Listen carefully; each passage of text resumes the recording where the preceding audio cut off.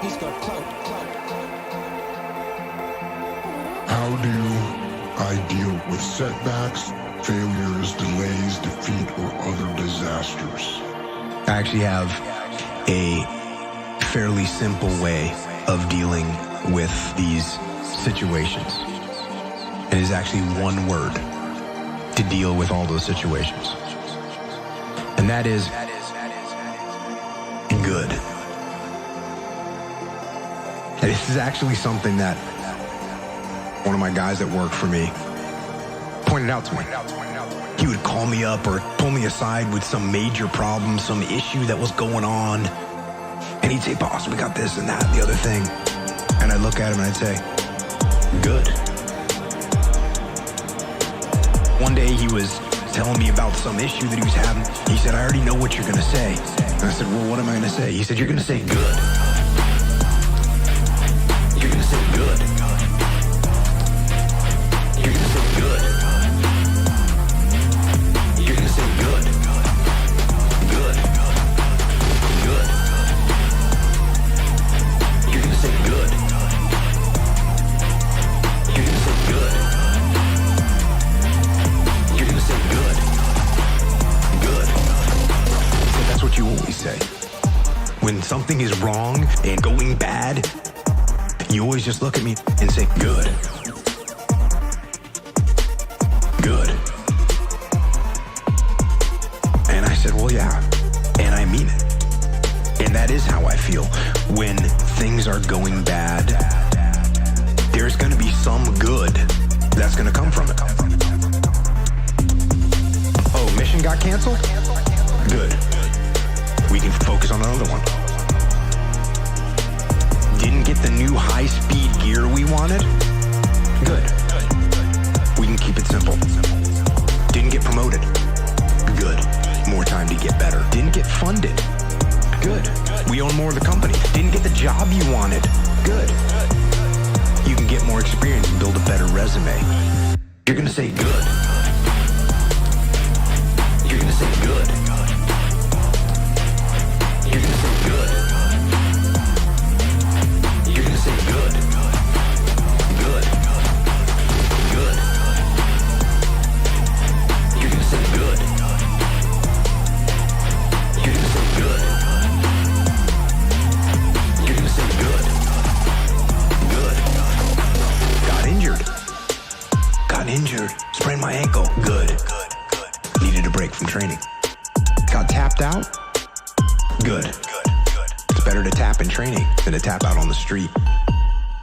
Got beat? Good. You learned. Unexpected problems? Good. We have the opportunity to figure out a solution. And that's it. That's it. That's it. That's it. That's it. When things are going bad, don't get all bummed out, don't get startled, don't get frustrated. No. You just look at the issue and you say, good. You're gonna say good. You're gonna say good. You're gonna say good. You're gonna say good. Good. Good. You're gonna say good. You're gonna say good. You're gonna say good. Good.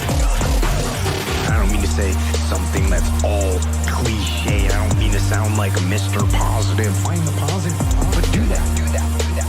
Do that. Focus on the good. Focus on the good.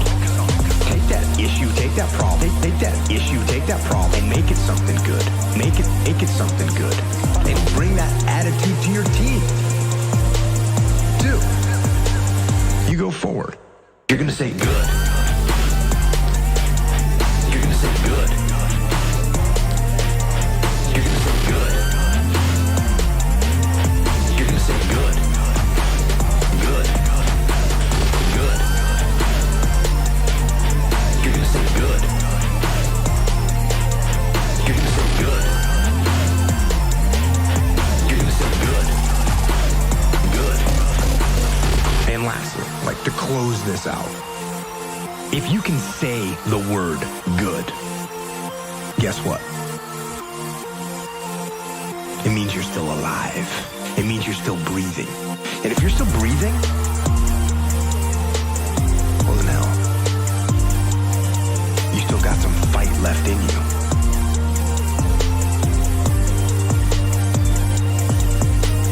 So get up, dust off, reload, recalibrate, re-engage, go out on the attack. And that right there is about as good as it gets.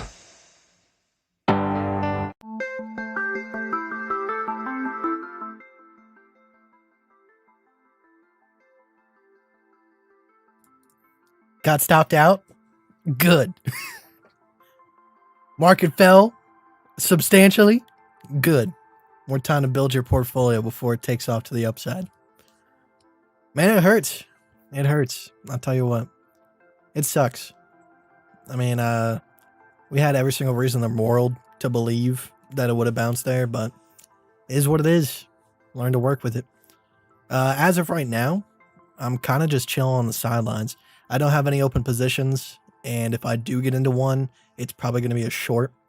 Because right now, we're just not in a good standing for either position. Until we get down to, 29, 30K, or if we get back above 37K and actually get a significant higher low, we're kind of just stuck right now. And I mean, you can see it across all markets. Let me go ahead and switch over real quick. Have shitty hair because it grew out too long? Good. You can get a fresh looking haircut whenever you decide to. Fish? But, yeah, let's go ahead and talk about it. So right now, we lost the $37,000 support. Sucks to suck, man. I mean, we even talked about this yesterday. I was like, yeah, there's a lot of people talking about us dumping all the way down to $30,000. Data Dash is saying that. And I thought the dude was going to be wrong. I did. Honestly did. But, hey, can't win them all. Now, unfortunately, I did kind of put a lot of pressure on the account trying to find that low. So right now the account is sitting at about $1,500, which sucks. But hey, we're all the way back down to $30,000 almost, and that leaves a lot of room to the upside in terms of percentage. So getting back to where we were, wouldn't be too hard. I'm not saying rush into it. I definitely have been seeing a lot of people freak out on the Discord, and some people seem to try to keep taking trades when trades are not there. All right, right now you should not be scrounging the 2-minute time frame trying to find an entry. All right, wait for something to develop that's of significance. All right, right now, if you go down to the 15-minute time frame, there is nothing to look at.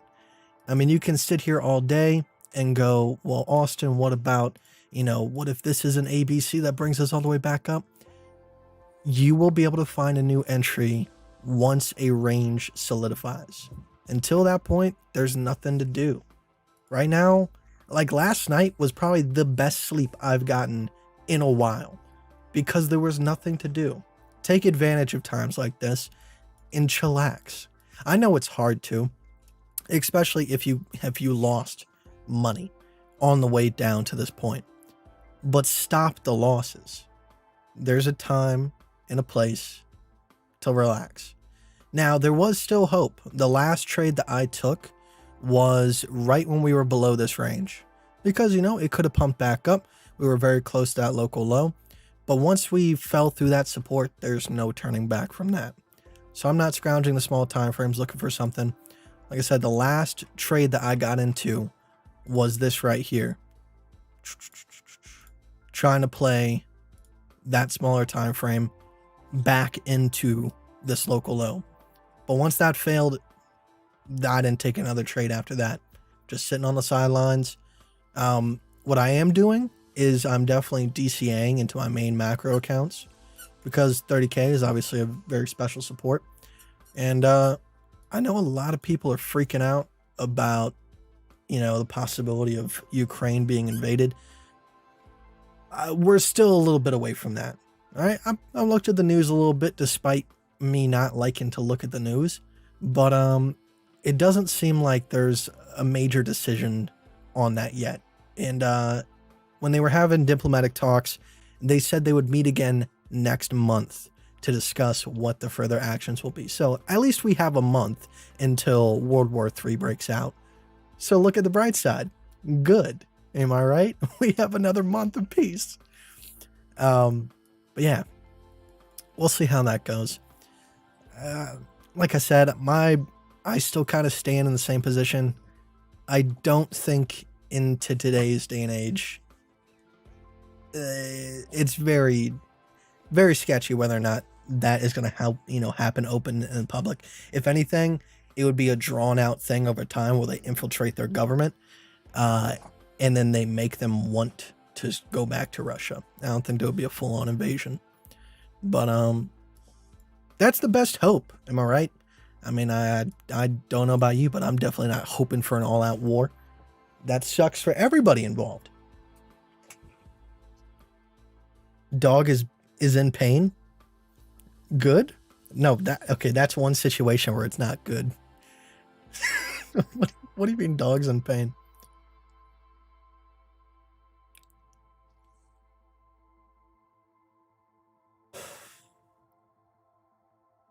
Imagine if you still had your short from the top.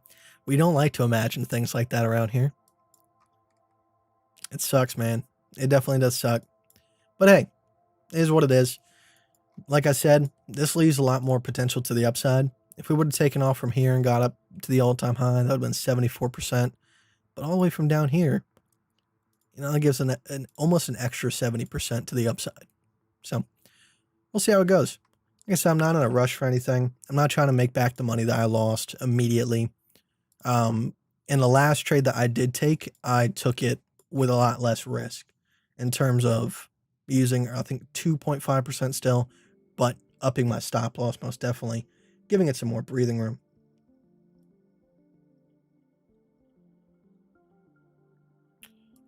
And what we're looking for is just a range to kind of solidify. I think if I do get into a new trade, it's definitely going to be a short trade because we could probably expect sometime soon for a dead cat bounce to come in for a retest. But what I'd probably be looking for is a ABC forming off of that to hopefully either carry it down to the downside to the 30K range, or, if there is so happen to be a range built in this area, possibly for a higher low, we'll see how that turns out as well. But all is not lost.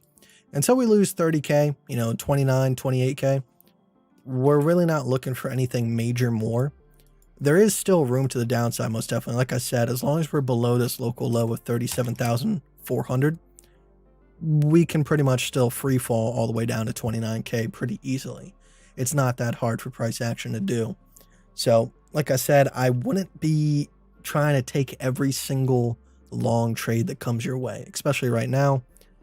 There's just nothing of substantial for me to say that you should be getting into any trades whatsoever.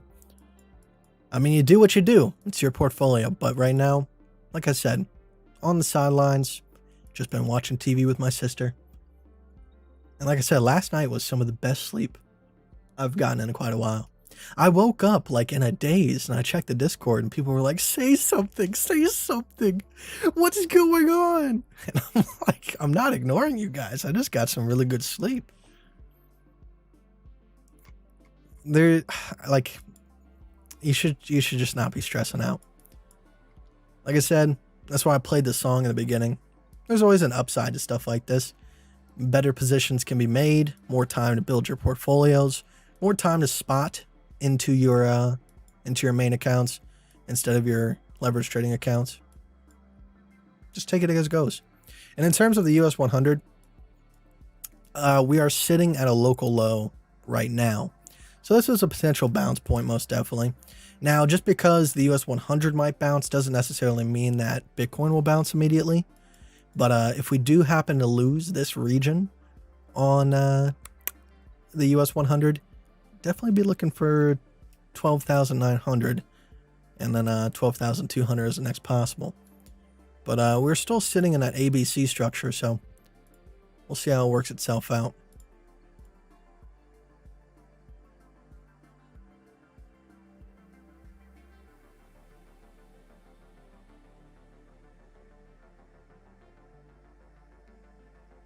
Now, one thing to be aware of is I believe the funding rates are negative. If you're on Bybit, I don't think they say negative, but you can check out some other indicators that can tell you whether or not the market itself is negative. So that being said, there can be some spikes to the upside. In the meantime, like I said, the retest is what I'm looking for, of particularly 37,400. It kind of makes sense to go back up and retest that local low before moving down to the 30K local low. And I will definitely be looking for some sort of short setup off of that to carry down if we are going to go down lower.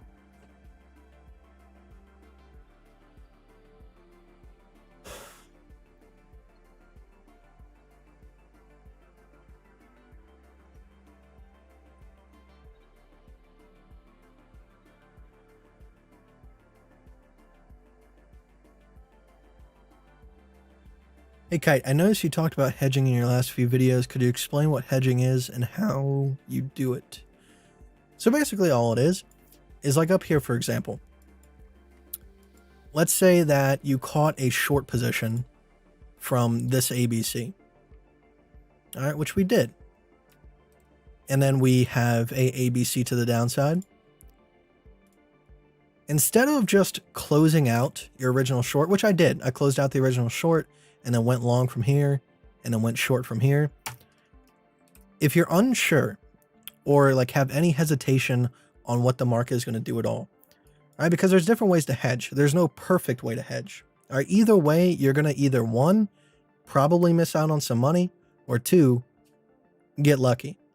All right. For example, you can take both of these positions right here, a short from here and a long from here, and let them battle it out. Meaning you're holding both positions until one of them gets stopped out and you don't get a re-entry on it. All right. In that case scenario, you're going to be missing out on all of the profit in between this zone, which can be a good thing or a bad thing, depending on how you see it. All right. And then once one gets stopped out, you can let it continue, whatever you might. Or, you know, you can take a short from here and a long from here. And then once it gets to a certain point, you can take profit on it. All right, on the short or on the long, and then let the rest carry on. So I think, I forgot exactly what we did in this region, but I did, oh, it was right here. I took profit. I took this short position right here off of this ABC. And then right here, I took a long position off of this ABC. All right, and instead of just holding on to both of them, once this ABC got to its 0.441, 0.382 region, I took profit on it. So once we got to around this region, I took profit. And now it's pretty much a win-win. All right. If we did happen to continue past this region, you made up for some of the losses that your stop would have incurred. And then it can proceed on from there. All right. Or, you know, like I said, I took profit. Now, you know, you just added potential profit and then the short carried all the way down. Like I said, there's no perfect way to do it. Choose what you want. Do you want absolute security or the potential to save yourself a little bit of money and also make a little bit more if it does continue in the direction of your original trade?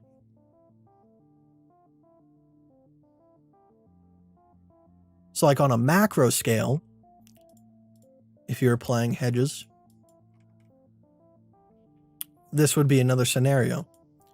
You would have a long from here, and then you would have a short from here. And if you thought that this region was going to be a bounce, you could have taken profit on your short and then held the long. There's always that availability. So even back here, we took a hedge. I took a short from this small time frame position comparatively, but because this is an ABC structure, even though we thought it was going to go further to the downside, we had to take the trade because it's a bullish ABC. Just like over here. All right. I know there was a lot of concerns about whether or not we were going to continue the downside, and I totally got that, but I can't be hypocritical. All right. This was the biggest ABC that we had, and we were holding above the A for quite a long period of time. It's just the way the wind blows. There's nothing you can do. So we're living with it. Good.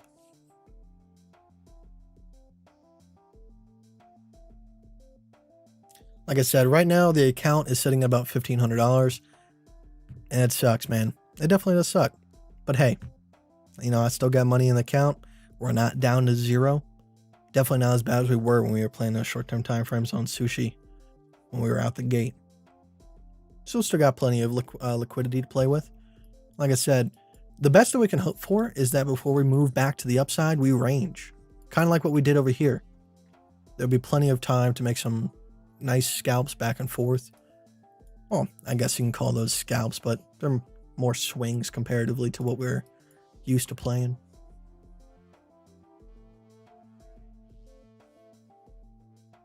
Ryan out of shorts. I didn't know that was one of your channels. Unless it's an imposter. Is it an imposter? Because I'll tell him. I'll tattletale on you. I'll let Ryan know you're impersonating him. And he'll beat you up. I've seen him do it. He beats people up.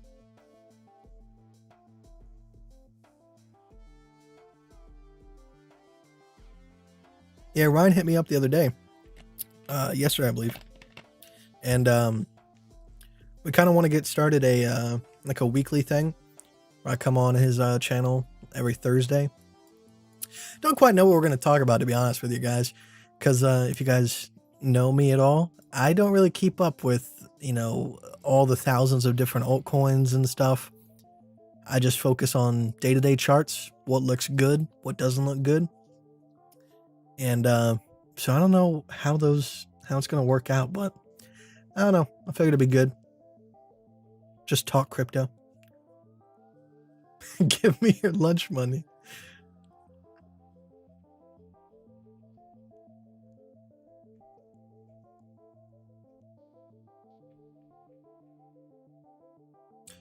New question. What time frames do you trade from? I tend to stick to the 15-minute. Like I've said many, many times before, it's not necessarily the time frame that you trade from. What matters is the structures that you're paying attention to. All right. So, for example, all right, even though it might have not looked like it on the past couple of live streams, I have always been playing this larger structure. Now, at the time, before yesterday's major dump, all right, this is what the chart looked like. All right, we had an ABC, and price action was steadily staying above that A. And we were trying to catch a small time frame ABC right here to hopefully play that to the upside. Like I said, just didn't work out.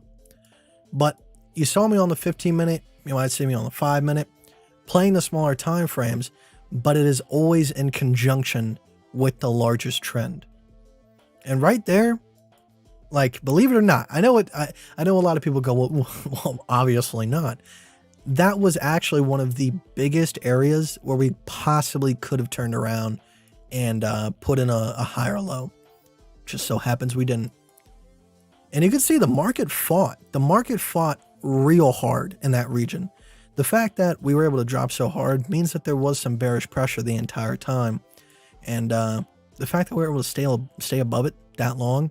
And you can even see, like right here, for example, the market tried its hardest to maintain that level.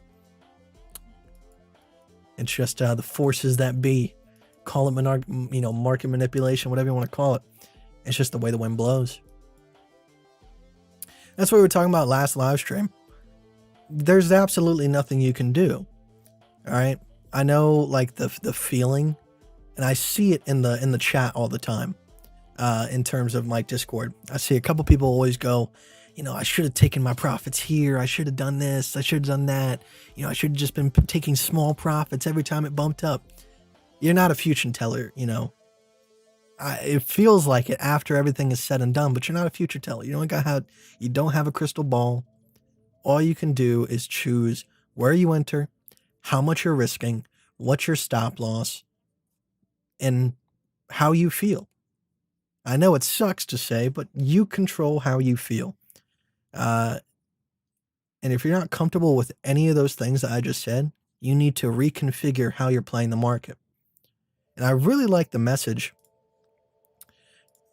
that Barry wrote in here the other day. I even pinned it. He said, "Hi guys, want to say if you have a small account like me, don't stare blind to bigger accounts like Kite or anyone else.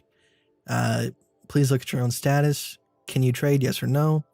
Kite uses higher leverage with higher portfolio risk for his small account. Is $1,000 account small for you?" And that was something that I have trying to reiterate many, many times. All right. I use small stop losses. I use high risk when the account is first starting off. If you cannot afford to reinvigorate an account many, many times, don't be using the same risk. Absolutely not. All right. So, for example, if I can refill a $1,000 account 100 times, all right, if you can refill a $10 account 100 times, that's the size that you should be using. All right.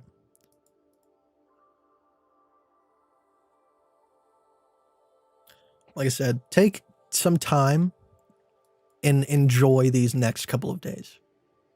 All right. Because there's not many times like this in the market where you can just chillax. And it's kind of the antithesis of what you would think. If you look around the crypto market right now, typically what you're going to see is people freaking out, asking themselves, why is this happening? Is it the war? Is it Russia and Ukraine? Is it, inflation? Is it this? Is it that? They're always freaking out. All right. But right now is actually one of the most chillax times. Seriously, because there's nothing to do. There's nothing to do but sit and wait. DCA a little bit of your money into the account. Besides that, there's nothing. Get some good sleep. Enjoy it while you can. Because once the market picks back up and we're starting to take these scalp trades again, gearing up for the next macro trade, there's not a whole lot of time. To yourself, at least. Pretty much at that point, all your time is dedicated to the market. Catch up on some new shows. Go for a walk. Whoever was in the live stream last time saying that they don't pay enough attention to their wife, I think now is the time to do so.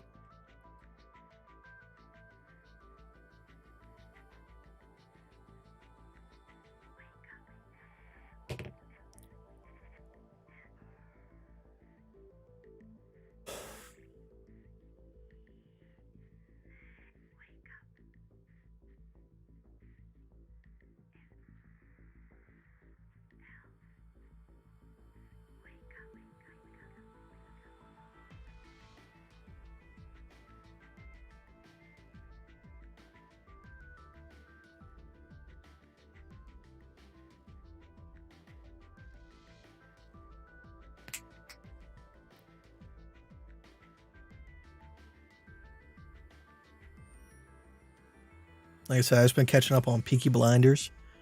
I ain't been catching up. I just haven't seen it. So I'm just coming to the point where I can talk to other people about Peaky Blinders. And then my sister, I walked downstairs last night and somehow got caught up in one of the shows that she's been watching. She's been watching this one called Handmaid's Tale, which is absolutely weird as hell. But I've just been having fun.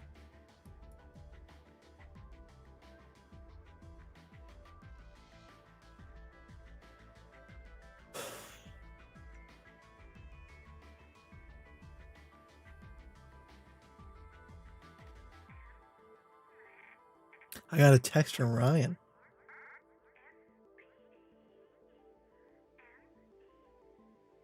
Bitcoin miners can take fresh 20% BTC price hit before capitulating.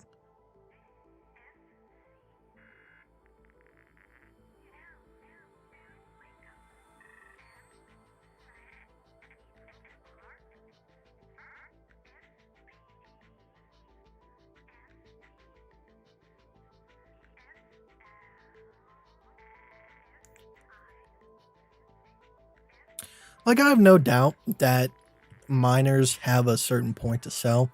I wouldn't say that like 34K is like the special price for all miners.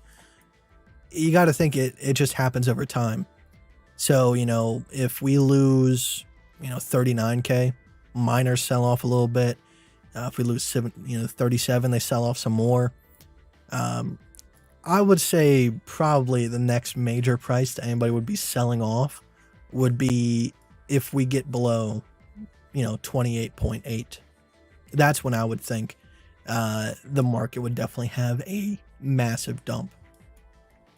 It's the same exact methodology that I'm using that we used over here.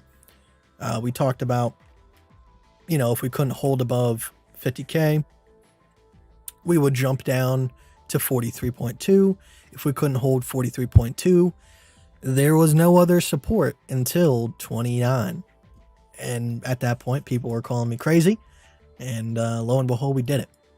It was kind of the same thing over here. Now, I was kind of banking on 37.3 as the local low. I really was. I was pretty confident in that holding, given the fact that we had the massive ABC and we were holding above the A. There was no other reason for me to be bearish on that. But hey, somebody came and somebody sold. I should rephrase that sentence.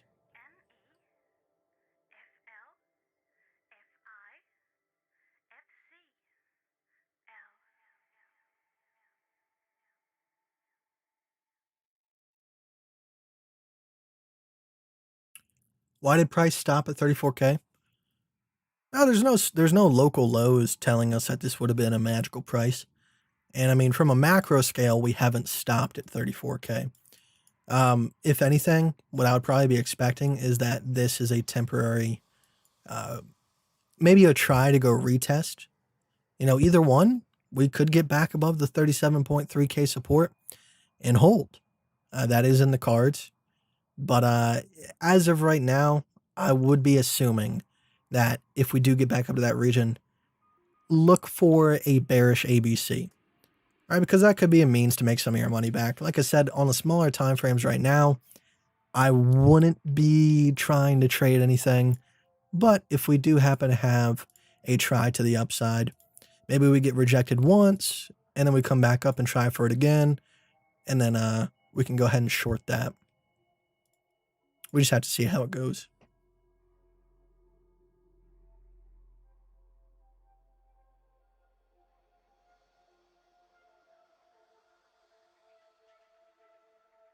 Can you explain how you set your stop losses? Sure. So if I have a bearish ABC, I short once we get back below the A, and I set my stop loss, however far I think I might. There's no like a lot of people ask me, do I put it above the last local high, or is there like something in price action telling me? No, it's just arbitrary. If I want price to be below the A, I'm just giving myself some breathing room just in case there is some short-term time frame retests that need to happen before we go fully back down. All right, it's kind of like right here. All right, if this is where I want to short from, and I set up a short trade, and I set up a 0.5% stop loss, all right, we could have very easily on this retest right here come up just a little bit, but then still got rejected. You just want to give yourself some breathing room.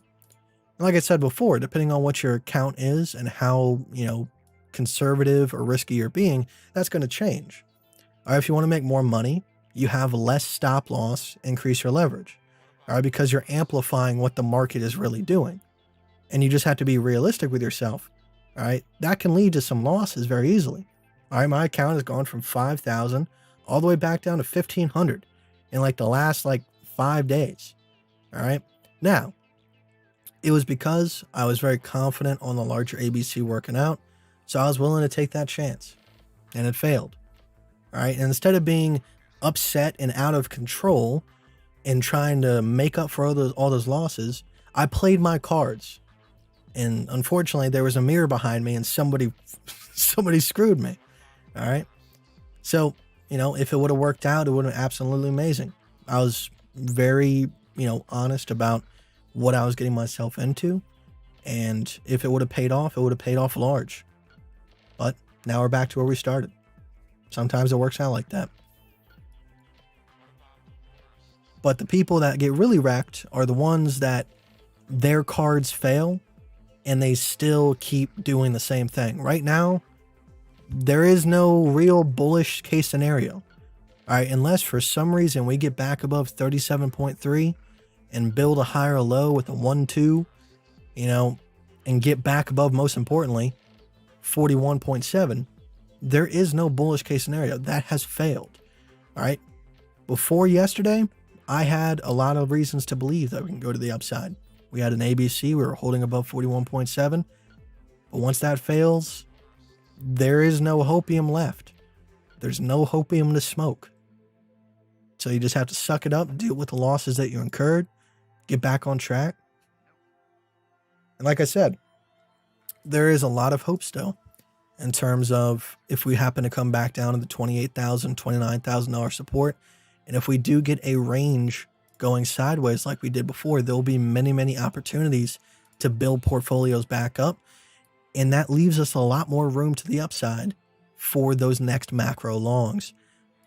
Like I said, I'm not a fortune teller. I can't really say whether or not we're not going to get stuck in some situation with Russia and Ukraine causing stock markets to fail everywhere.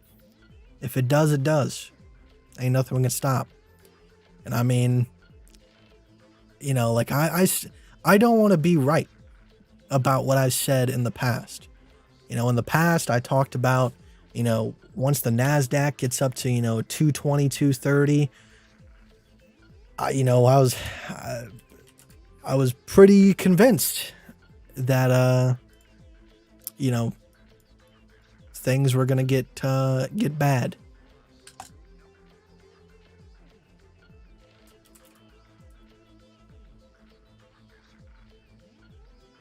Now, I know this is not the US 100, but this is the NASDAQ company. We talked about how, on the weekly time frame, that 220, 230 region was the scary point. This right here, 1, 2, 3, 4, 5, back down to the 0.441. That was the 2008 financial crisis. And it built kind of like a 1-2 structure. And the 1.618 was 212. Where did we get before we started falling? We got to 214. So I don't know. I don't want to be right. But we'll see. We'll play it day by day.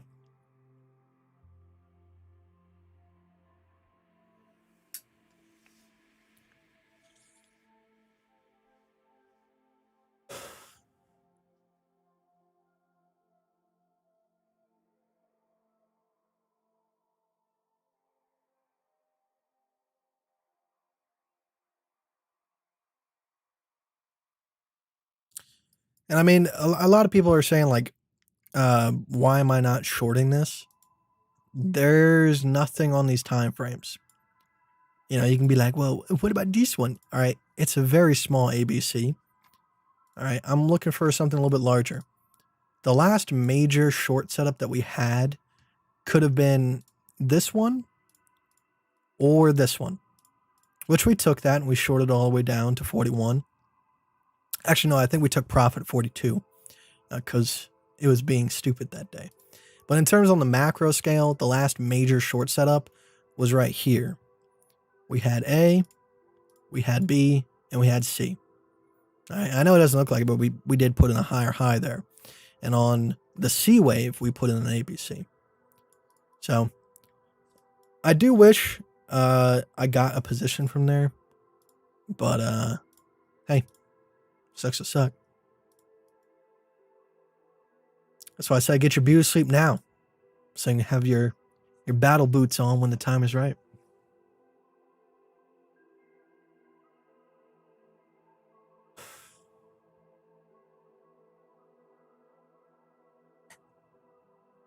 I was right all along.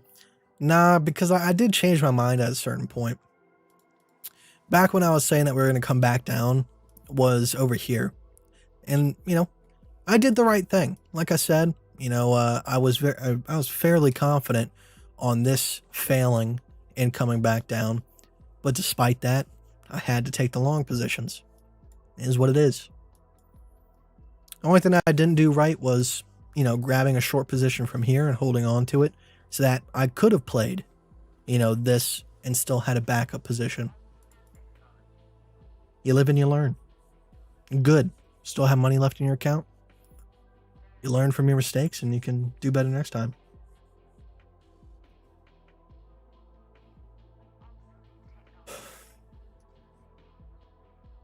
When is the ABC pattern going to be invalidated? I mean, there's nothing that can really invalidate this because it's there. All right. The only, it's short-term invalidation. As long as we're below the A, there is no major macro hope. Now, we could form something down here. Something like this. We had A, we had B, and we had C, and that could have been a position. But that A is going to be there for a long time. There's nothing that's really going to invalidate it.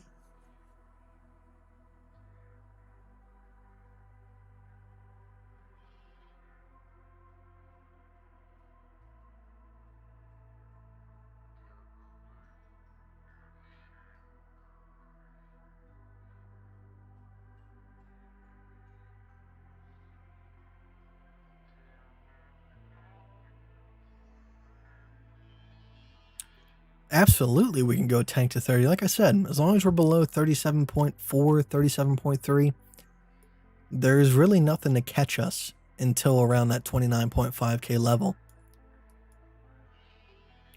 Now, in terms of me shorting right now, like I said, there's no real reason for me to be in a trade.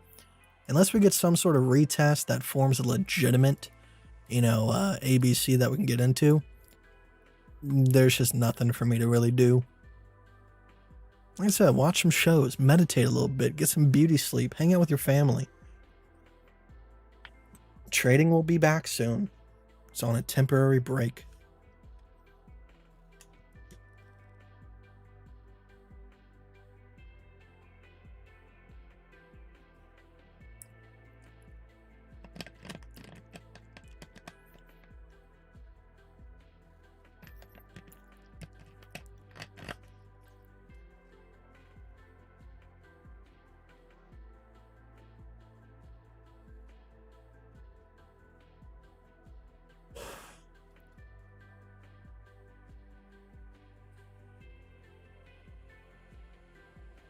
And if I do recall, let me check Tesla real quick. Tesla doesn't seem like it got hit as hard.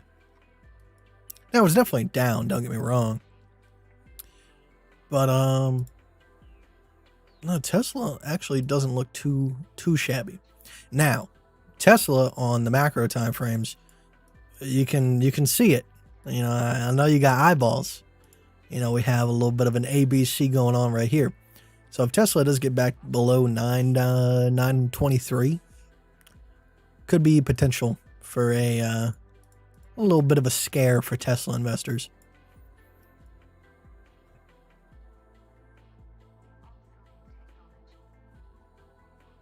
Short-term time frame though does have an ABC. So who knows? I'm going to continue to this to the upside. Like I said, I'm not a stickler for news or anything. You could say that once all this Russia-Ukraine FUD is over. We can move back to normal markets. But also it's a little bit welcomed. I'm not gonna lie. Like, I know the crazy gains to the upside are obviously the most awesome thing in people's eyes. But at the same time, all right, having these pullbacks, especially in the stock market, makes the future a little bit more secure. All right, because what this means is there could actually be some serious talks about, quantitative easing being settled down, and maybe, pumping up the interest rates a little bit. And maybe it's hitting the market with some people that know a little bit too much, a little bit too early, and they're selling off. And that could be a better thing.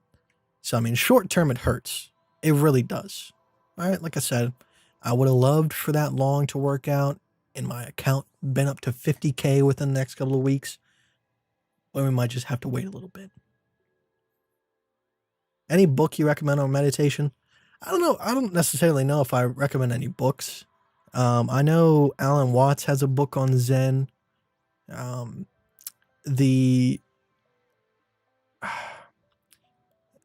What's the name of the book that I'm looking for in my mind? I think it's like Silence is Key, maybe.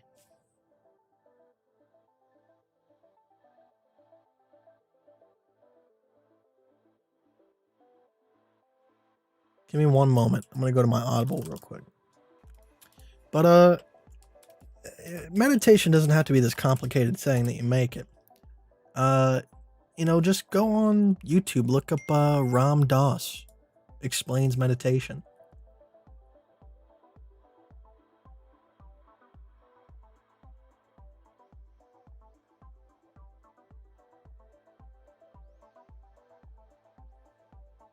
Why can't it do it? Yeah, I think it's like Silence is Key or something. I can't get into my Amazon right now because it's being stupid. Eckhart Tolle's good too. I don't know, like, I have like mixed feelings on Eckhart Tolle. I really like his talks on the Dark Night of the Soul, but I haven't read too much or like watched too much from him. Yeah, like, it could be a good thing, but also a bad thing. I feel like whenever I search him up, it's like it's too marketed, and it just gives me like weird feelings about it. You know what I mean? Like, it's too marketed. Like, you see like his thumbnails and stuff, and it's almost like a business, and not. I don't know what I'm saying. Like I said, it just seems too much. Like he's, I don't know. Like I said, I don't dislike him. I think what I have heard from him is good. It's just a little bit weird to see professional thumbnails for something like that.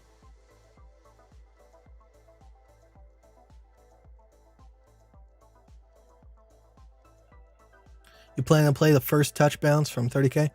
No, I'll be waiting for an ABC position to open itself up. I'm not going to try to catch the absolute low. If we can, we can, but I'm waiting on the positions to open themselves up.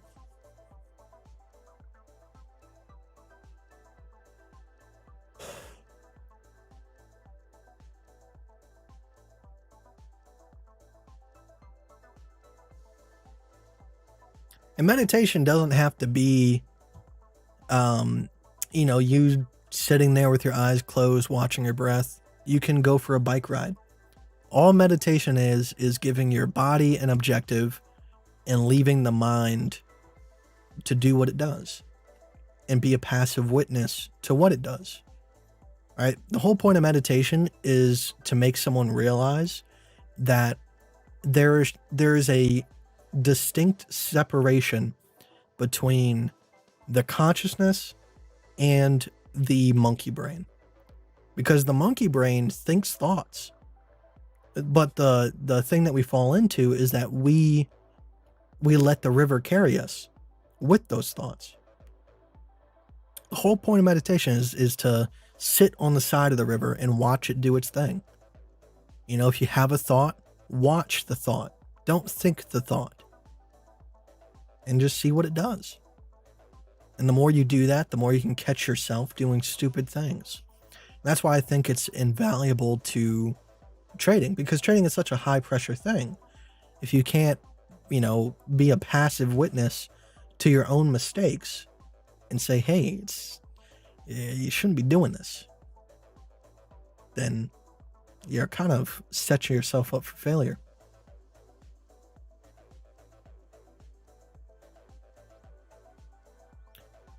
Frank, that's the move. Go for a mountain hike.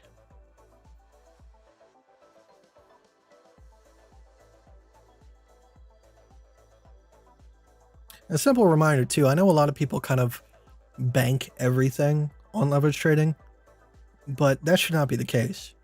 As always, practice due diligence and diversify. Have an index fund, DCA. Don't just throw everything into leverage trading. Not a good idea. All right, because there can be times where you can absolutely fail. I have my main accounts where I use larger stop losses, less risk.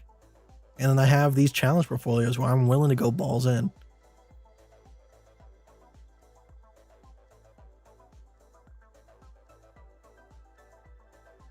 Any guess for support below 28K?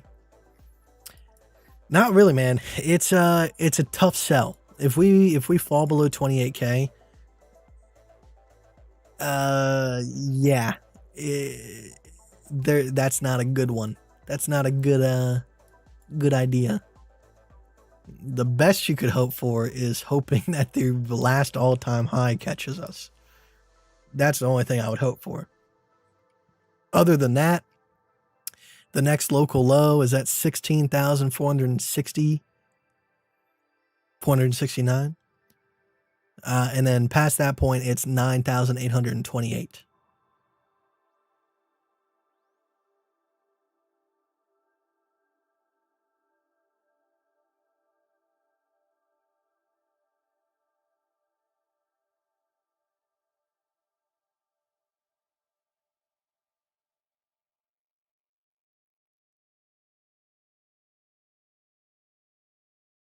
But what if I'm scared of river sharks? There's nothing I can do for you, man. Your name is Ocean Blue. You got ocean in your name. You're telling me you're afraid of sharks? Jeremiah Bay. Kite, other than the low of 28K last year, I've not experienced an opportunity to build up the spot portfolio. Do you think the period for build up, particularly for long, feeling like I want to go all in? Don't go all in, but there was plenty of opportunities to go ahead and DCA in. Over here, all right? Anywhere where there's a macro local low. All right, so just like how over here, you know, you could have set up a DCA here, a DCA here, and a DCA here. All right, now you want to do this in descending order. You want to put the most money in at the lowest local low that you have. All right, so maybe you put in, you know, let's say you had $5,000 sitting on the sidelines that you didn't want to put into the market because you thought it was a little bit too early and we could be at a top. That's fine. So maybe you put 15% of that 5K in here, and then maybe, you know, 30% here, and then the rest of it here. All right. And then that would bring your average entry probably somewhere around the 36K mark if I had to take a guess. The same thing goes here. All right. If this is our current uptrend, we don't have many local lows. We have a local low here. We have a local low here, and then here, and then here. All right, so you can put some money in here. Once it has a drop back, you can see the kind of price stalled out around there. Right here would have been a good point. You can see price kind of stalled out around there. We had a big bounce from this region. Tried to maintain this region. And then if we do happen to drop all the way down to 29, 28K, you can put some more money in here. And there's absolutely no guarantee that it's going to just, you know, bounce at the 28, 29K region. But that's what you got to play. All right, there is no way to tell what the absolute low is going to be. You have to play it as it goes.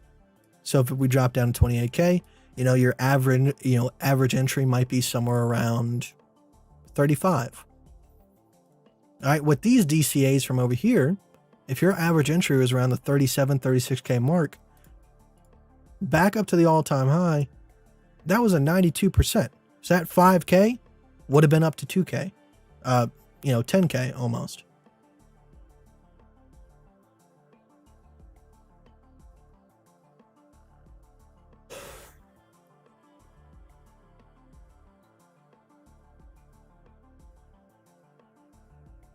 Yeah, I know.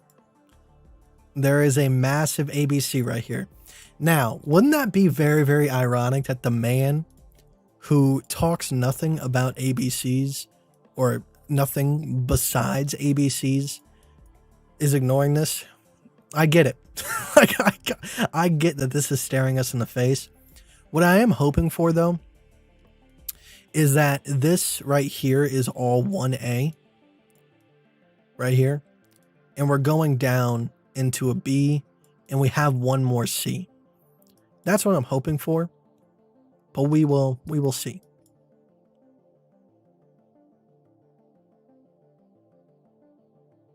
But it is something to be aware of. In that case scenario, let's see. 0.441 would be around $14,000. If we ever see that number, good. More DCAs got hit. I own more Bitcoin.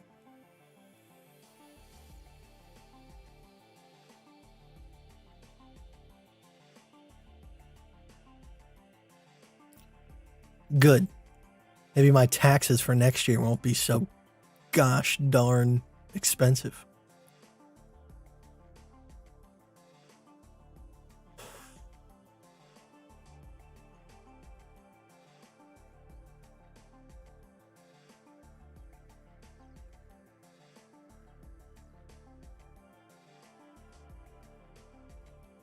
So what did Russia do exactly? Well, like I said, I don't, part of me saying it is because I don't want it to be true, because this will not end good if things go this direction. So I'm just hoping to God that they don't. But they have put a substantial amount of troops along the Ukrainian border. And there is talks of them trying to invade Ukraine, which I think the U.S. has already decided that if they do, we will not intervene in terms of force, but we will intervene in terms of severe sanctions, which could lead to force eventually. But hopefully humankind doesn't screw up again, because, man, like, I don't get it. Like, we saw how World War II went. We saw how World War I went. The shit does not end up good, ever. There's always someone that gets the short end of the stick when the war does work itself out, and then they're left bittersweet, and it just starts another one and another one and another one. And like, how long is this gonna go on, man? Like, once we have this Mars colony, thanks to Elon Musk, is there gonna be like Mars racism, and we start a war across planets? Like, are people just dumb? Like, at a certain point, like, it's hilarious. I don't get it. Like, the world's just too big, and there's too many resources for people to continue fighting over dumb shit. I don't know. And like, what if we go to war and then the second coming of Christ happens, and now we got to wait for the third coming of Christ happens because, he was like, nah, I ain't going there right now. And he turns his spaceship around. Now we got to wait a whole nother 2,000 more years. Shit's going to suck.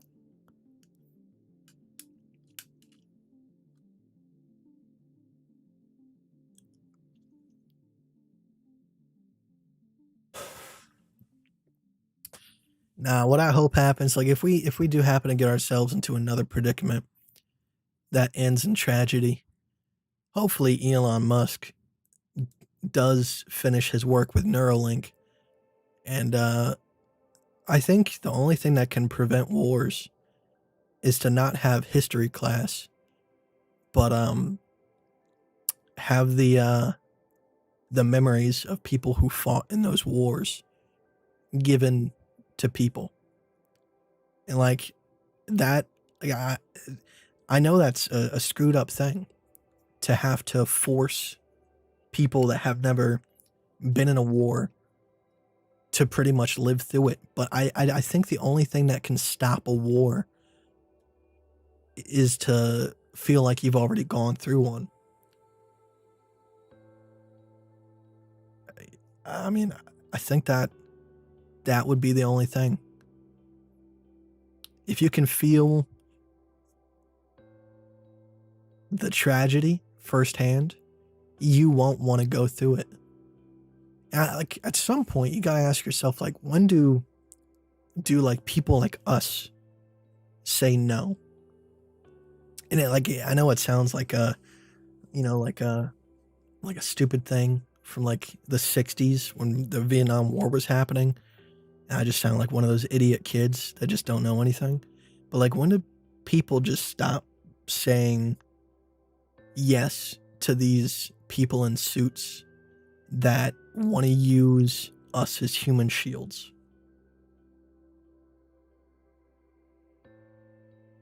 Because like, if you think about it, like the people that are in control are not the politicians that are getting us into this kind of stuff.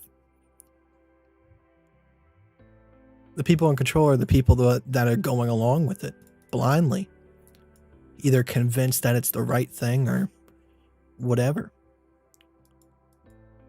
Like Hitler wouldn't have had power if the people just said, nah, you're just a crazy dude. Like this is crazy talk. This is dumb, dopey talk. As Joe Rogan put it once when he was talking to some woman on the street, dumb, dopey talk. You know? My theory is like, if there are aliens, the only thing that can get a civilization to the point where they can be that advanced would be the fact that they got rid of war. If we got rid of war, the sky's the limit, man. There would be no room for people to be scared of anything. I don't know.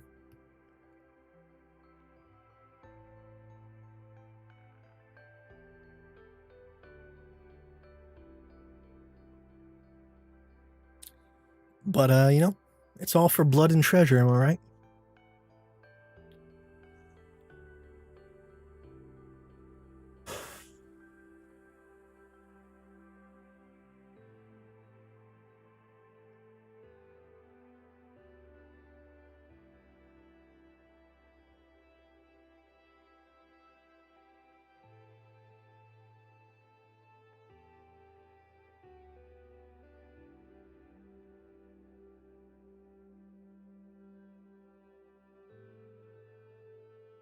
I really like the movie, The Men Who Stare at Goats. I think about it very, very often. I just think it's a good movie.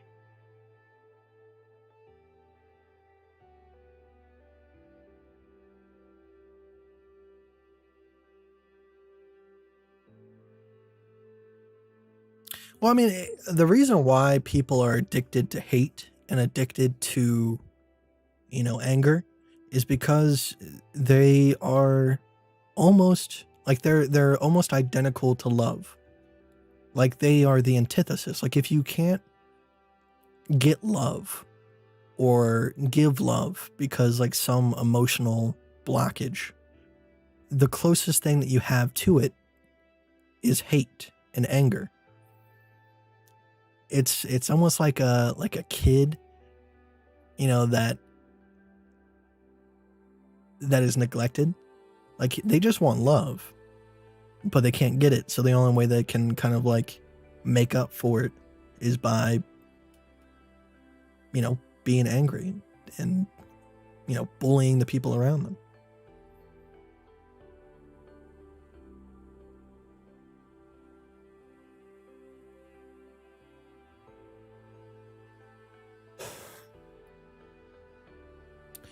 Like, I try my best to, like, when there's situations that, like, make me, like, disgruntled about the fact that I have to witness humanity destroying itself over and over and over again. And, like, I know I wasn't alive for each of those moments, but it's like, you look back at it as if it's just a mistake that you made. Because, I think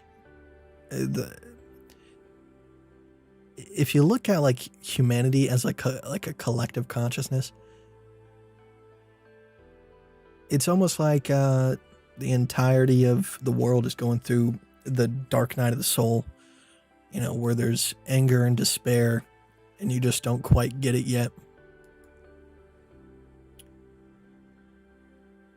I'm a firm believer that there is no separate. That everything that you feel, touch, love, hate, it's all you in a different form. So the fact that, like, we keep trying to kill ourselves over and over and over again just angers me.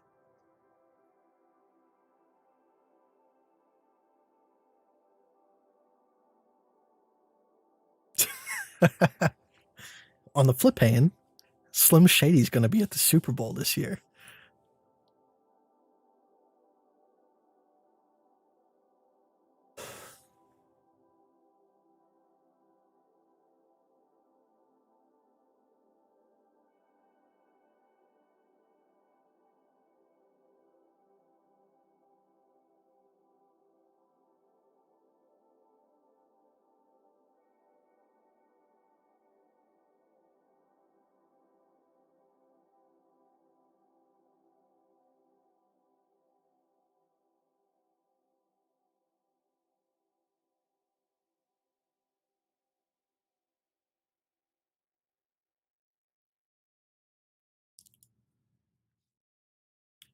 Do you believe in religion, Kate? Yeah, I believe in religion.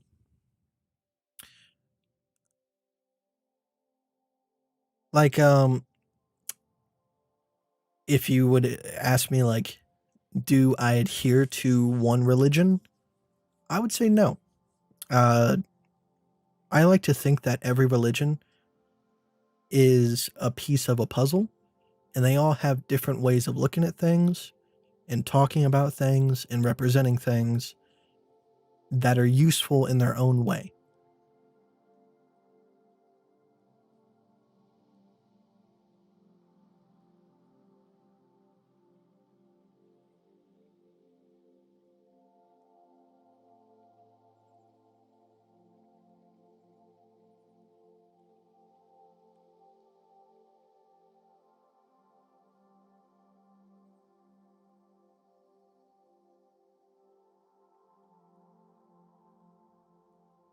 It's you know what all this makes me think of the show The 100.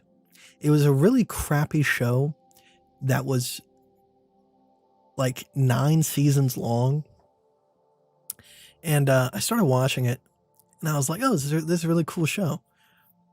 But by like the 6th season, I was like, dude, it's the same thing over and over again. They get into a conflict, they resolve the conflict, and somehow they get into another conflict right afterwards to continue going to the next season.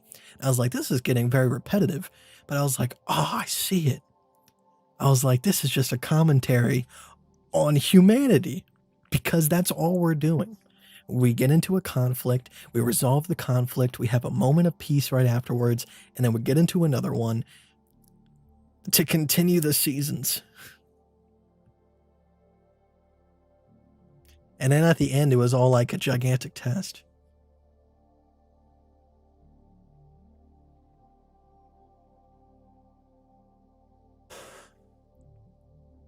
The music I got in the background is just carbon-based life forms.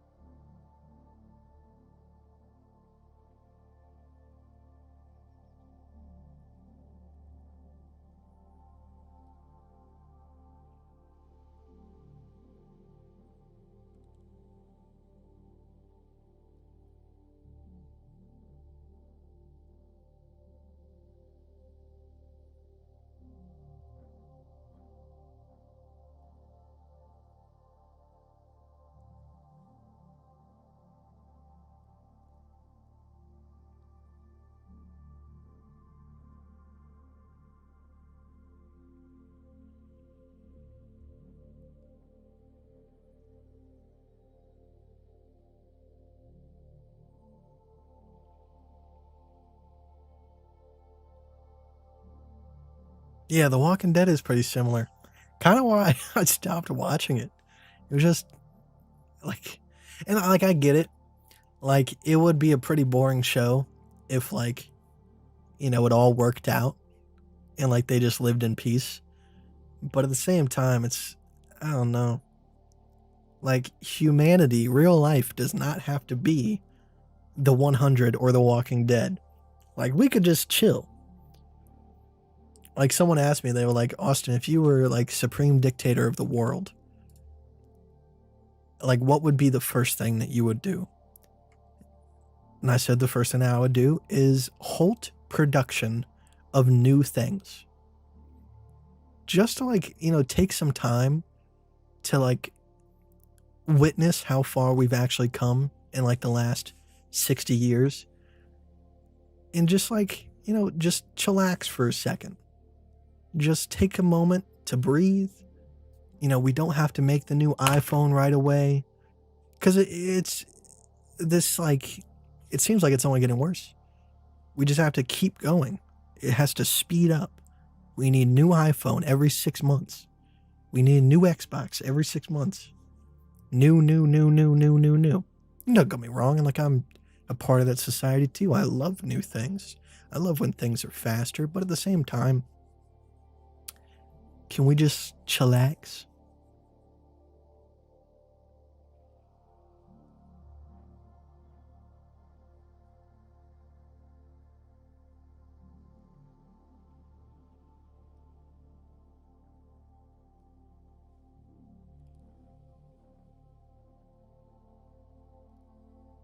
The Creature from Jerky Island is a good read about the Federal Reserve.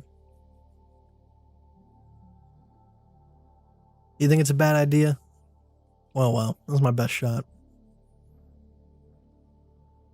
I mean, like, what's the alternative? The alternative is that we just keep pressing on and just keep making new things. Like, I mean, I don't necessarily, like, when I say that, I don't necessarily mean, like, oh, don't develop new medical technology that can save lives. Like, it doesn't extend to everything. I'm just talking about, like, the consumerist items that we just constantly look forward to for no other reasons besides the fact that they're new. Like, you don't need a new iPhone. So, like I said, I don't mean, we don't need to make new, cancer saving technology. It's not what I mean.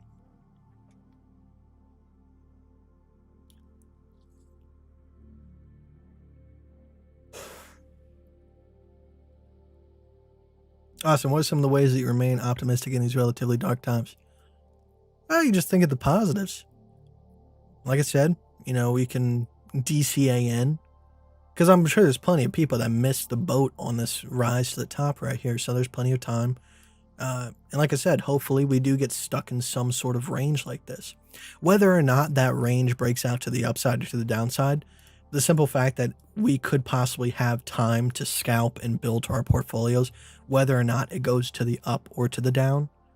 All right. That's what I'm talking about in terms of be a little bit more optimistic.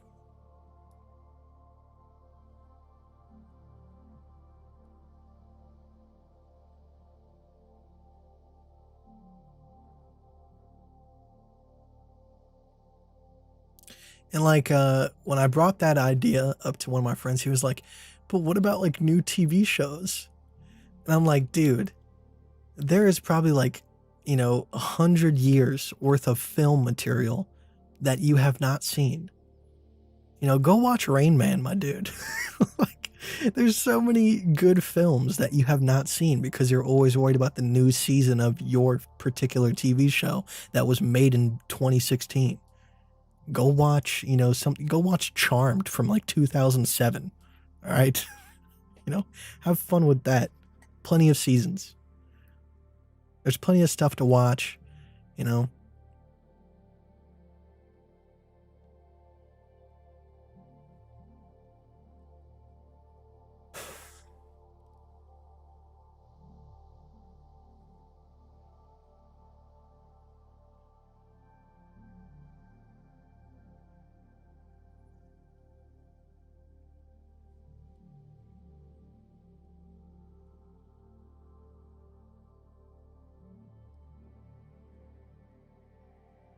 Black Rain's a good one.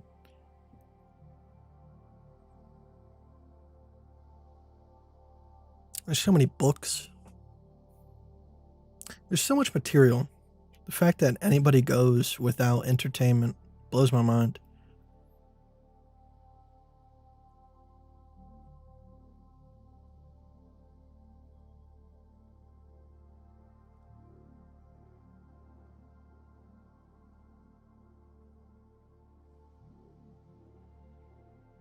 I can only watch Mayberry and Gilligan's Island so many times, Kite. Watch a new something. Watch something new.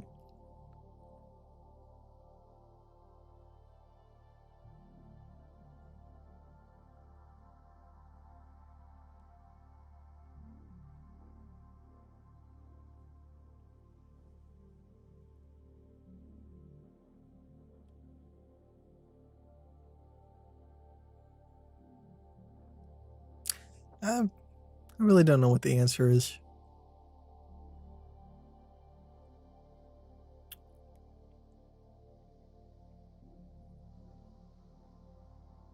Because, like, the answer can't involve more violence. Because, like, you know, you can make the argument that we'll just be violent one more time to end all more violence. But wasn't that the whole point of World War One? Was like the war to end all wars, and then we just got into another war. Like, the way that we get out of the current situation of endless violence cannot be more violence, because then it's just another cycle. It has to be something that sets an example to every future generation that the violence was ended with non-violence. I think the simple answer is just say no. Like, just next time a politician comes up to you and is like, hey, you want to fight in this war? Be like, no, I don't. I don't want to fight in this war. Actually, you know, the people that you want to fight, I want to go help them. No, I get it. Like, I know, like, you can't just say the same thing about, like, Nazi Germany, where, like, you know, the Nazis are screwing people up, and then the US is like, we got to go help them. You can't just be like, no. But at the same time, like, it wasn't necessarily like the Jewish, you know, the German people's fault. It was the politicians that were convincing them that they were doing the right thing. People are not bad. It's just, you know, these, like, viruses, these mind viruses that get into people. I don't know, man. That's enough mindless ranting about stuff that I have absolutely no clue about. I'm just a kid. Just a kid trying to come to the fact that humans are freaking dumb and do dumb stuff.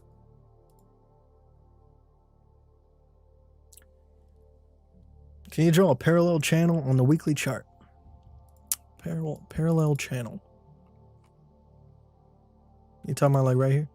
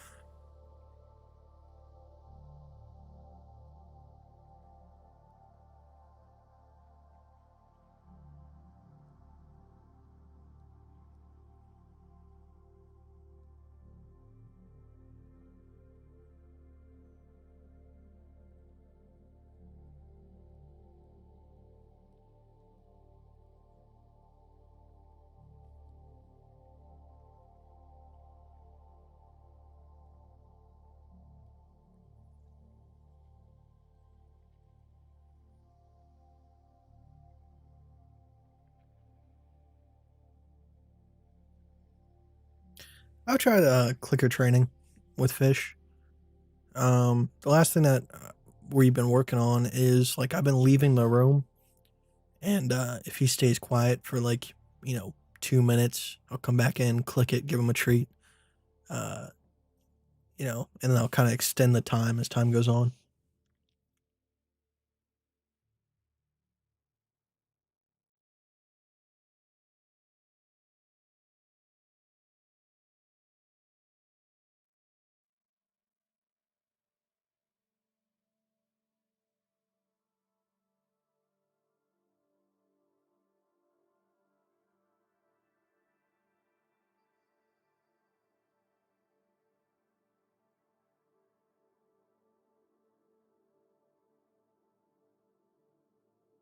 And like it's those little tiny hopes for humanity that like keep me going, so to speak. It's like the whole thing with the Cold War. How like it all came down to like one man in a submarine just saying no. Like I'm not gonna fire the nuke. And he basically saved everybody's lives. It only takes like one dude to say no to these freaking idiots with money.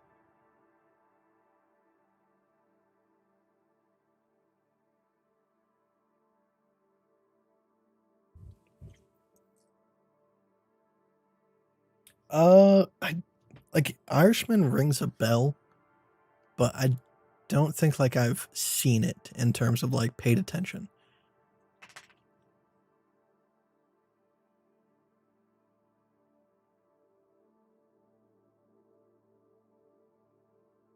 Okay, can you bring up a random indicator and let's discuss how good, bad, confusing it is to trade with?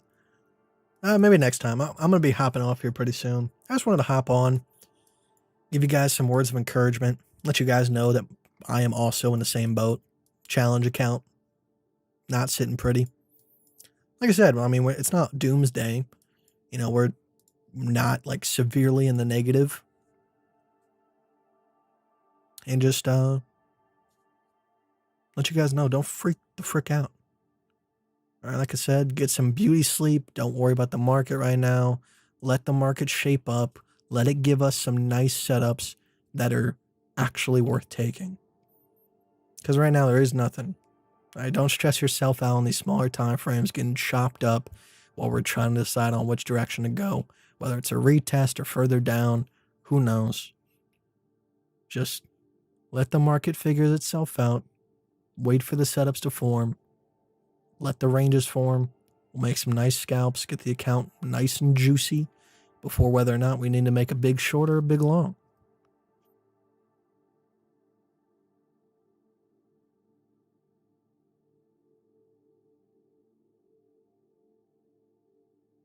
And for whatever freaking reason, if you guys are trading in this region, increase your stop losses, lower your risk.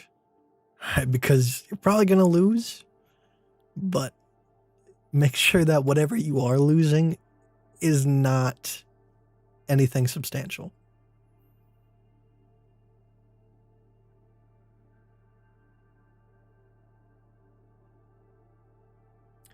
But hopefully we get through this. Like I said, as of right now, the one thing that I would be watching out for is a possible retest of the 37.4K region and looking for some sort of short setup. If not, if we do get above that region and we come back down, forming some sort of like Adam and Eve like we were trying to do right here, maybe there could be a long position, but hopefully it would be kind of like a hedge scenario where I do have the short just in case.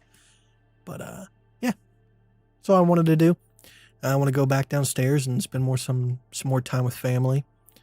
There's a really good movie on Netflix. I don't think it's new by any means, but I implore you guys, if you guys want to, some time, not staring at your charts until your eyeballs fall out, you guys want to go watch something. There's a really good movie about time.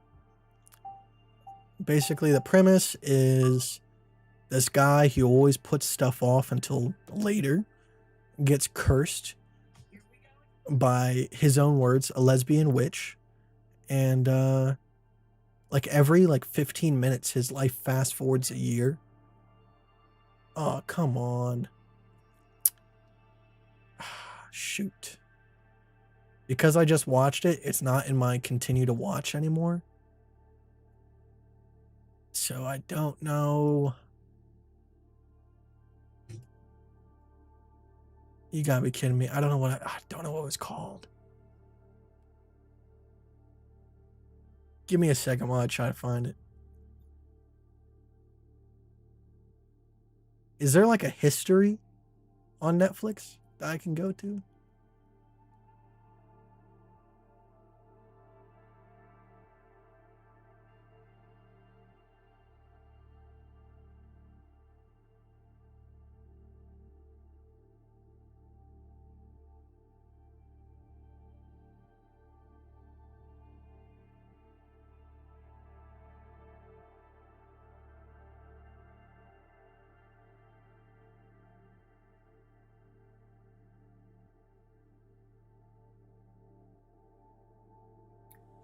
Oh, I think it is. I think it is called Long Story Short.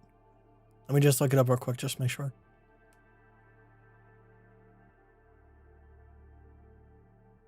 Yes, it is called Long Story Short. Thank you very much. You guys should watch it. It's a pretty good one. It's not like super high budget or anything, but it was a good message. Just the simple fact that life is short and that, you know, it's almost like you wake up one day and a year is over. But yeah, with that being said, guys, I appreciate your time today. I wasn't on yesterday because I went to go run errands because it was going to snow again and I didn't want to get stuck inside without getting, food and drinks and stuff for, just chilling out. And like when I was on the way home, I stopped by Goodyear to see if they could take one more look because kind of all the problems I've been having with the car recently like happened after I took my car to Goodyear and had them replace the tires. It turns out like they like messed up on the fitment and they needed to like tilt the tires. And I just went in there to like see if they could make an appointment for like next week, but then they were like, no, we can get you in today. So I ended up spending like an hour and a half waiting for my car. So, but we're here today.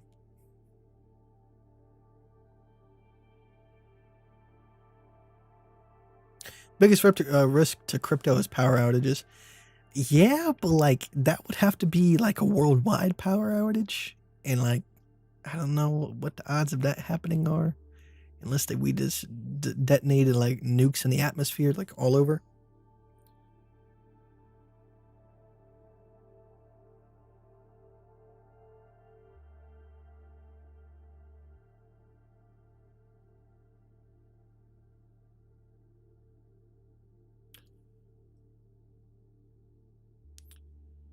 Right, we're logging off, guys. Let's play some more Cure the Dawn. Let's see what we got.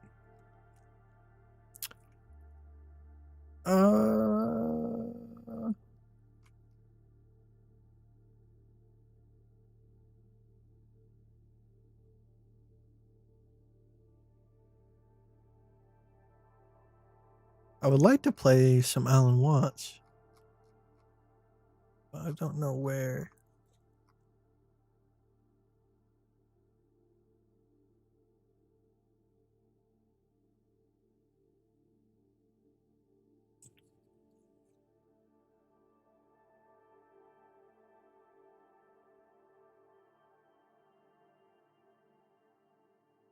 Okay, yeah, we'll play some Alan Watts, Cure the Dawn.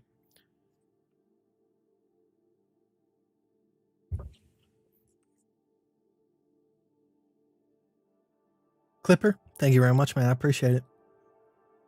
Oh, and Wesley, I read your message, but I didn't thank you for the donation. I appreciate it, man. Thank you very much. And DZ, thank you as well, man. I appreciate it.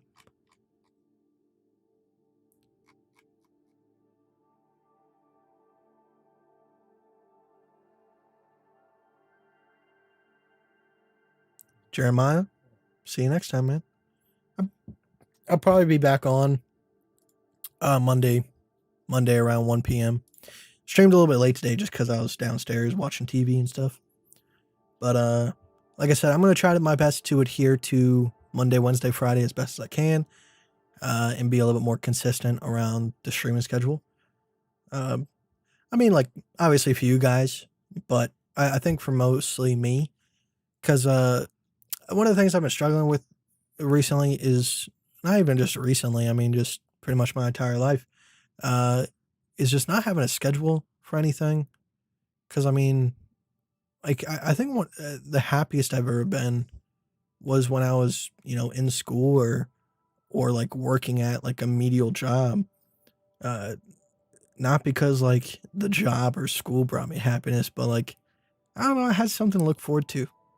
And, being in the predicament that I am, there's no societal pressure. There's no boss to, be unhappy that I called out of work. There's no, I make my own decisions. I don't have to work. I don't have to get out of bed if I don't want to. But the being a little bit more scheduled, and especially with the streams, I don't know, it just keeps me on track mentally, I think. So, it's hard for me to keep to the schedule because, like I said, there is nothing making me do it. But it's something I want to try to get better at. So, yeah, I'll see you guys soon, and we will play some Alan Watts on the way out to hopefully keep things chillaxed. Like I said, guys, get some good sleep. Don't set any alarms. Try to trade none if you can, or if you have to, because I know it's almost like a gambling habit at this point for some people. Keep the stops large, keep the risks small, and be good humans. Because right now, it seems like no one else is doing it, and hopefully you guys will be. So, I'll see you guys soon. Let's do the thing. Let's do the thing.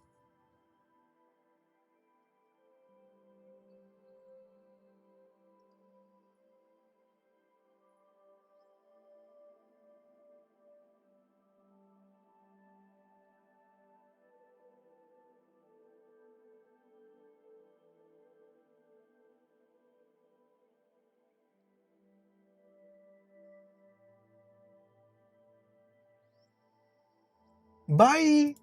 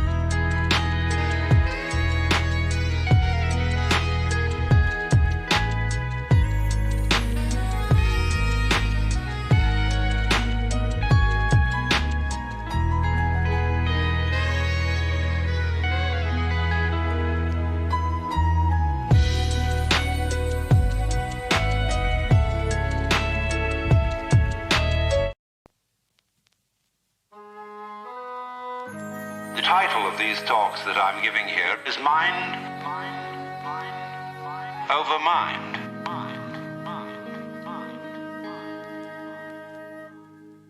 And I'm going into all the various problems which have to do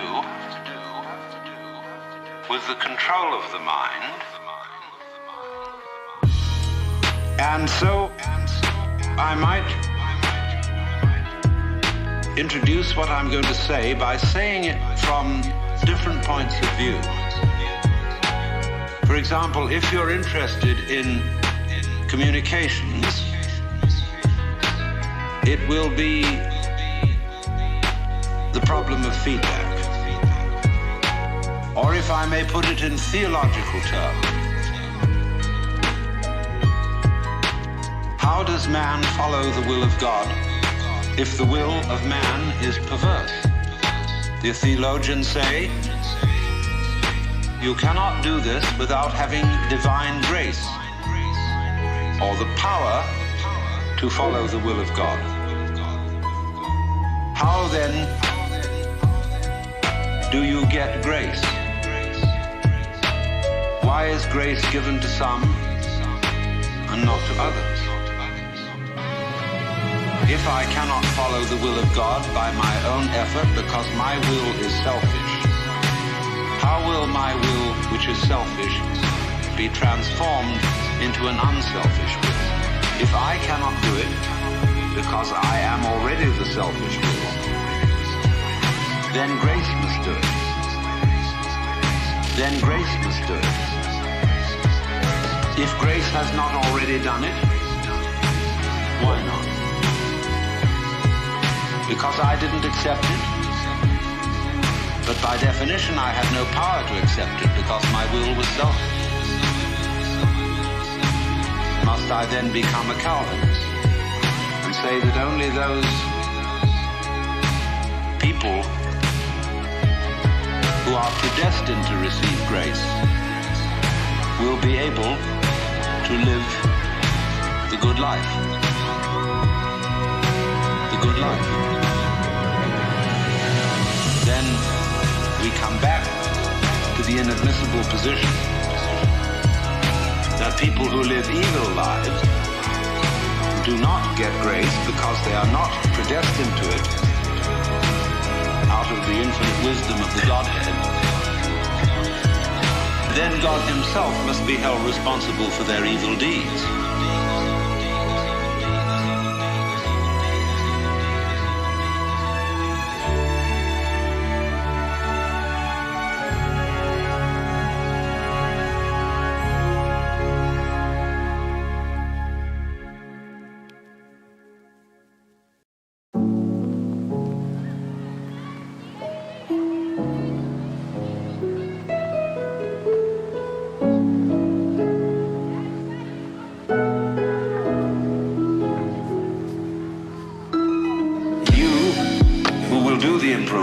Are the one who needs to be improved. And this also goes for society. You who will do the improving are the one who needs to be improved. And this also goes for society. We can change society.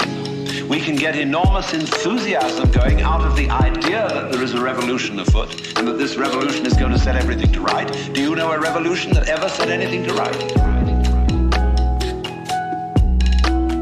Whether the revolution came from the left wing or from the right wing, the best forms of government that have ever existed in the world are those which muddled through, where they didn't have any very clear setup of control, but they muddled along. A kind of what I'll call controlled anarchy seems to work out better than anything else. When we have a great system and great power to put it into effect, there is always more violence, more bloodshed, more trouble. Always more violence, more bloodshed, more trouble. Always more violence, more bloodshed. It makes no difference whether it be Chairman Mao or Adolf Hitler.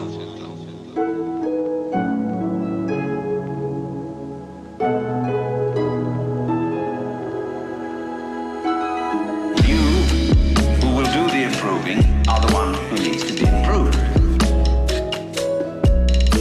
And this also goes for society.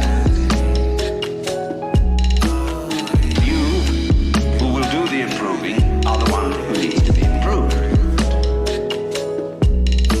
And this also goes for society.